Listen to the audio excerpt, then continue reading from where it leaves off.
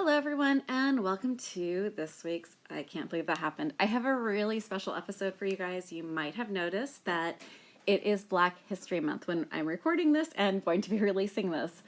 But first, I just want to say thank you. A brand new podcast for me. I think I've only been doing this for about 4 months, and you guys are amazing. You've been sharing this podcast with your friends and family because I don't advertise, and we're getting a lot of listeners from all over the world. So thank you so much. Please keep doing that. That's like one of the nicest things you can do is to share this podcast with your friends, your families, your teachers, or if you are homeschooling with any of your homeschool Facebook groups. If you want to do one extra super nice thing, going over to Apple Podcasts, still one of the best places to do this. If you want to head over there and say anything nice about us, that is so nice. I really appreciate it. Thank you so much. I'm saying us mostly because when I'm recording this, I'm almost never alone. Not that I have another person helping me, but if you hear the snoring, that is my lovely pug, Glenda. I can't seem to get her out of the room, so please forgive as Glenda shows just how excited she is about history by snoring.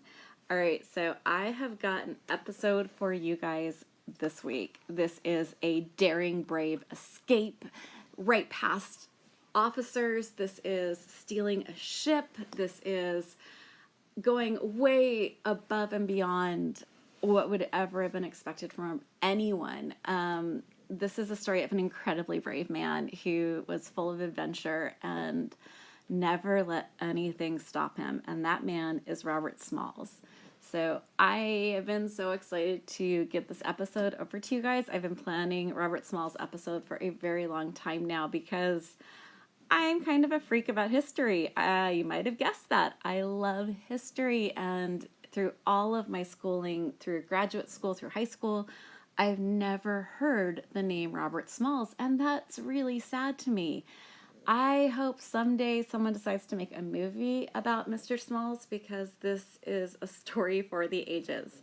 I am going to stop hyping this and I'm going to start telling you guys about Robert Smalls. So, in April 5th, 1839, so kind of do some thinking here, and you might be able to realize that this was right very near the Civil War. He was 12 years old when his owners in South Carolina started renting him out to work in a town. Now, this is some serious foreshadowing here, my friends. I am not just throwing out what he was doing at 12 for no reason. This is really going to set up for what he ends up doing. When he was 12 years old, Robert Smalls' owners rented him out to work in the town and on the water as a lamplighter, a sailmaker, and a sailor. You're starting to see where this is going to go because this is going to get really exciting. So while he was working in the town, he met Hannah Smalls, who he married, and he had 2 children.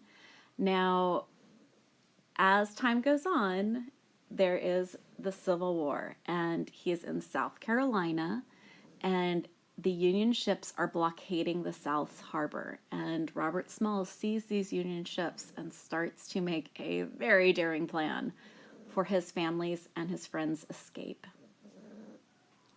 Okay, so on May 13th, 1862, Robert Smalls gets a group of fellow slaves at dawn, and they make their way to the harbor, and they steal a Confederate ammunition ship that Smalls had been conscripted to work on. Okay, so let me just stop right there.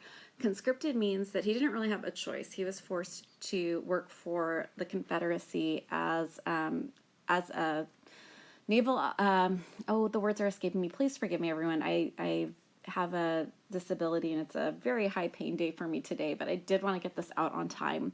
So he was forced to work for the Confederate Army, the Confederate Navy, I'm so sorry. And they had an ammunition ship called the Planter. So this was the ship that Robert Smalls was working on. And if you can imagine, ammunition means that this was where they had their bullets, their cannon fodder, everything. He and his friends at dawn sneak into a Confederate harbor and they steal the Planter with all of the ammunitions on it. Smalls, remember, he had been sent out for his whole life as a sailor, a sailmaker. He knew all the proper hand signals to give. He wore a very large hat that fit very low over his face. And he was able to meet his family and his friends' families and bring them onto the ship. He passed 4 Confederate checkpoints, including Fort Sumter. And like, I can't even explain to you how he was able to get past all these checkpoints without being discovered. But he did. Once they were in Union waters, Small hoisted up the white flag and surrendered to the Union fleet. This is like seriously right in the middle of the Civil War. I can't even express how brave this was. He was a slave who stole a ship in a heavily armed Confederate waters and delivered 9 men, 5 women, and 3 children to freedom in the Union.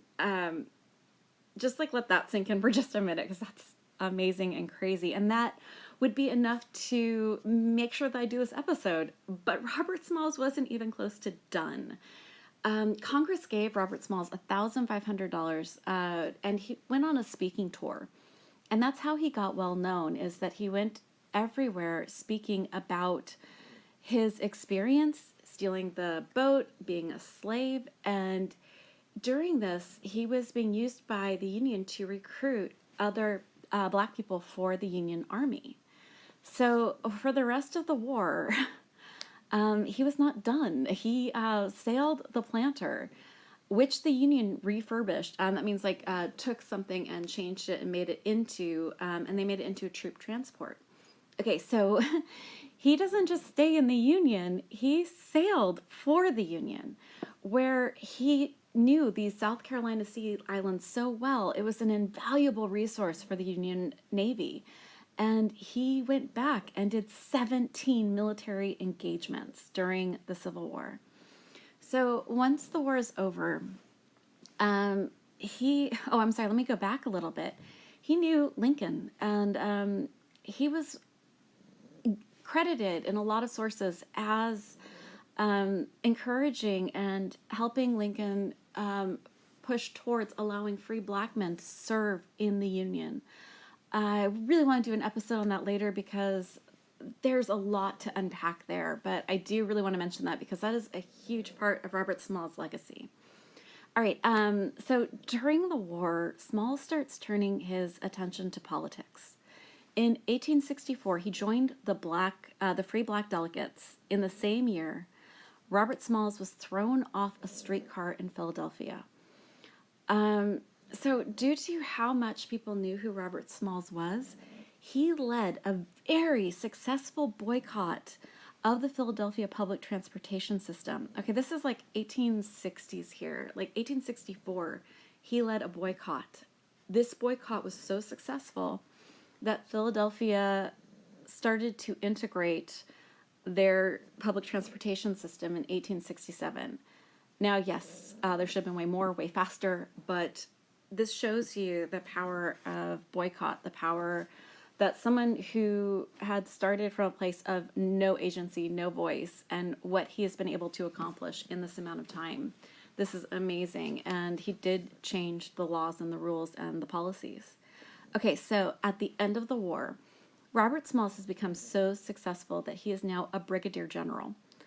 That's a seriously big deal. I mean, if you don't know how this all works, that's a very high place to be. Now, Mr. Smalls goes back to South Carolina and purchases his former owner's home. Something I really just wanted to put in here because I just feel like it's an important part about who he was, is that the family who had owned him were now impoverished from the war. And he paid a lot of money for that property, money he did not need to pay. He was very generous in the amount of money he paid for that house. And I think that's an important part to put in here. So he spends the time after the war improving on his education. He opens a store and he opens a school for Black children. He even starts a newspaper called the Beaufort Southern Standard. This episode's going to go long, so please forgive me if I'm not under 10 minutes, but this guy's just way too important, and I don't want to cut him short at all. This is really cool stuff. All right, so he starts a school for Black children. He opens a store, and he works very hard on his own education to further his political ambitions. And In 1868, Robert Smalls ran and won his term in the House of Representatives. Wow. From 1870 to 1874, Robert Smalls serves as a U.S. Senator. In 1874, Mr. Smalls won a seat at Congress. His political career was not easy, as I think you can imagine. In 1877, he was arrested and charged for taking a bribe. Now, there's not a lot of record left to get a full feel of what was going on, but what I can tell you is this is a time where the red shirts, which was very similar to the KKK, had pretty significant political power. He only spent 3 days in jail, and the experience really drained him, as you can imagine. In 1879, he was officially pardoned by the governor. So that's like the story of Mr. Robert Smalls. I hope you feel as inspired and amazed by him as I do. I hope eventually someone makes a movie about him, because I think that this is a story that could be told over and over and over again. Thank you so much for listening. Please feel free to share this with friends and family during this wonderful month where we get to really look at some lost stories, or stories that need a lot more attention on them. And if you have any heroes that you would like me to cover, please send over. I do have 4 or 5 I'm already desperate to talk about, but I am open to suggestions. Please tune in next week. We're going to either be talking about one of the most amazing aviation people, or I'm going to be talking about a very amazing sculptress. I have not decided which, so it'll be a surprise. And remember to share us. Thank you so much, and have an amazing week, everyone.